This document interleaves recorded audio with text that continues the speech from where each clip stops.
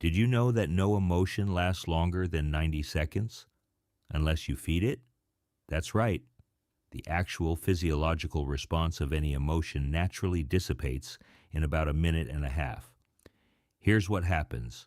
When an emotion triggers, your body releases a flood of chemicals. Those chemicals physically move through your bloodstream and are flushed out within roughly 90 seconds, unless your thoughts keep re-triggering the cycle. This isn't positive thinking nonsense. It's neuroscience. Dr. Jill Bolte Taylor discovered this through her research at Harvard University. What keeps emotions lingering isn't the emotion itself. It's the stories we tell ourselves that reactivate the chemical response. Next time you feel anger rising, try this. Notice the physical sensations: tight chest, heat in your face. Start counting slowly to 90. Breathe. Don't fight the feeling, just observe it. You'll literally feel the intensity subside as the chemicals flush out. This awareness gives you power. You're no longer at the mercy of emotional storms because you understand their temporary nature. Emotions are like weather systems. They always pass if you don't fight them. We've all snapped at someone and regretted it seconds later. That's the 90-second rule in action. By the time you realize what happened, the chemical surge is already fading. Blaming your anger for your actions is like blaming the rain for not bringing an umbrella. Your emotions don't make your decisions, but they are very convincing salespeople. Chapter 1. Cognitive Reframing. What if disappointment isn't caused by what happens to you, but by the gap between what you expected and what occurred? Cognitive reframing is a psychological technique that changes how you interpret a situation without changing the situation itself. Your brain is a prediction machine. When reality violates prediction, you feel frustration, sadness, or anger. Reframing isn't pretending everything is wonderful. It's choosing a perspective that is accurate without being catastrophic. Didn't get the promotion? Catastrophic frame. I'm a failure. I'll never advance. Reframed. This is one setback. What feedback can I use to improve next time? One perspective shuts doors. The other opens them. Reframing isn't toxic positivity. It's accurate thinking with agency. Our brains are overly dramatic movie directors. You got criticized, cue tragic music, career over. Meanwhile, everyone else already forgot and is thinking about lunch. Chapter 2. The Emotional First Aid Kit. We prepare first aid kits for physical injuries, but what about emotional ones? An emotional first aid kit is a personalized set of tools you prepare in advance for moments of anxiety, sadness, or overwhelm. The key: build it when you're calm. Include a physical reset, 10 jumping jacks, cold water on your face, a sensory anchor, a scent, song, texture, a cognitive reset, a mantra or grounding question, a social outlet, one person you can text. Store it in your phone. When emotion hits, you don't improvise. You execute. Your brain in crisis is like a toddler who found the candy stash.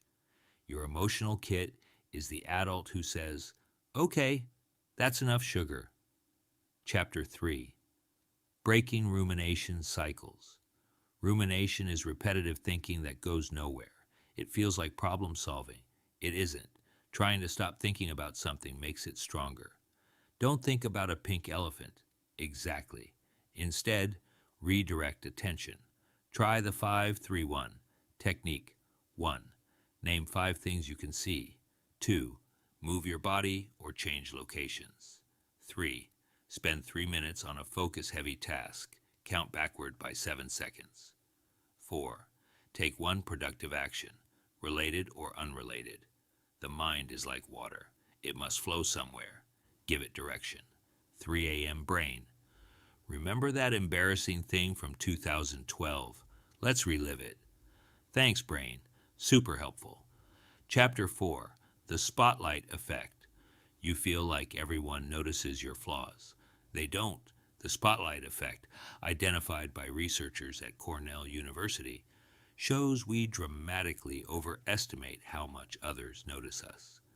Students wearing embarrassing shirts believe most people noticed. Almost no one did, because everyone else is busy thinking about themselves. That mistake in your presentation, you're still replaying it. They're not. Most of the judgment you feel is coming from inside the house. Everyone at the party isn't judging your fork choice. They're worried about theirs. We're all just forks in the road. Chapter 5. Third person self-talk. Changing one word in your inner dialogue changes your emotional response. Research from Michigan State University shows that referring to yourself by name creates psychological distance. I can't handle this fuses you with fear. James can handle this activates rational thinking. It engages your prefrontal cortex, the advisor part of your brain, rather than your emotional limbic system. You become your own coach. Notice how kind you are to friends? Use that tone on yourself. Your inner voice clearly skipped basic manners class. Chapter 6. Mental contrasting. Pure positive thinking can reduce motivation. Psychologist Gabriele Oettinger found that imagining success without obstacles drains energy. Mental contrasting fixes this. Sequence. 1. Visualize the goal vividly. 2. Identify the likely obstacles. 3. Create if-then plans.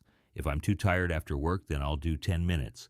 If I'm tempted to skip, I'll remind myself, exercise improves productivity. Hope for the best. Plan for obstacles. Planning a road trip by staring at beach photos doesn't put gas in the car. Chapter 7. Building antifragility. Some systems don't just survive stress, they grow from it.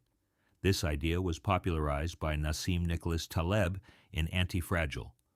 Muscles grow from resistance, immune systems strengthen from exposure. You can do the same psychologically. Introduce voluntary discomfort. Cold showers, difficult conversations, controlled challenges. Avoiding stress makes you fragile. Calculated stress makes you stronger. Your comfort zone is like your favorite old sweatshirt. Feels great, limits everything. Chapter 8. The Stockdale Paradox, named after Admiral James Stockdale, who survived years as a POW in Vietnam. His insight: never confuse faith that you will prevail in the end with the discipline to confront the brutal facts of your present reality. Unwavering long-term hope, clear-eyed short-term realism. Not delusion, not despair, both. This framework sustains resilience through long uncertainty. Maybe stop predicting the exact Tuesday everything will fix itself and focus on enduring well instead. Chapter 9. Your personal resilience system. Resilience isn't a personality trait, it's a system. Build yours across 4 domains. 1. Physiological regulation, practice 4-7-8 breathing daily. 2. Cognitive framing. Use third-person self-talk and reframing. 3. Behavioral patterns, apply the 90-second rule and mental contrasting. 4. Social connection, identify 3 to 5 core support people. Systems outperform willpower, practice during calm seasons.